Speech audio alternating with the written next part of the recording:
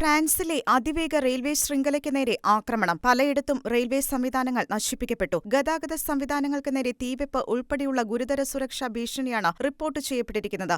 ലോക കായിക മാമാങ്കമായ 33ാം ഒളിമ്പിക്സിന് പാരീസിന്റെ ഹൃദയത്തുടിപ്പായ സെയ്ൻ നദിയിൽ ഉദ്ഘാടനത്തിന് മണിക്കൂറുകൾക്ക് മുൻപായിരുന്നു ആക്രമണങ്ങൾ. പല ട്രെയിനുകളും വിവിധ ട്രാക്കുകളിലേക്ക് തിരിച്ചുവിട്ടെങ്കിലും പല ട്രെയിനുകളും റദ്ദാക്കേണ്ടി വന്നതായും ട്രെയിൻ ഓപ്പറേറ്റർ SNCF അറിയിച്ചു.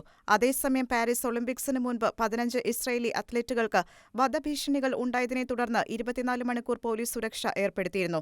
1972 മ്യൂണിക് കൂട്ടക്കൊല ഉദ്ധരിച്ചായിരുന്നു ഇസ്രായേൽ അത്ലറ്റുകൾക്ക് നേരെ വധഭീഷണി ഉയർന്നത്. ഇറാനുമായി ബന്ധമുള്ള ഒരു സൈബർ ആക്രമണത്തിൽ ഇസ്രായേൽ ടീമിന്റെ വ്യക്തിപരമായ വിവരങ്ങൾ വെളിപ്പെടുത്തിയിരുന്നതായും റിപ്പോർട്ടുകൾ ലഭിച്ചിരുന്നു. കൂടാതെ ഒളിമ്പിക്സിന്റെ ഭാഗമായി ഇസ്രായേൽ ടീമിന് പിന്തുണയുമായി പാരീസിലെത്തിയ ഇസ്രായേൽ പ്രസിഡന്റ് ഐസക് ഹെർസോഗും പ്രതിനിധികളും സുരക്ഷാ ഭീഷണി ഉണ്ടായതിനെ തുടർന്ന് വിമാനത്തിൽ തന്നെ തുടരാൻ നിർബന്ധിതരായതായും വാർത്തകൾ വന്നിരുന്നു.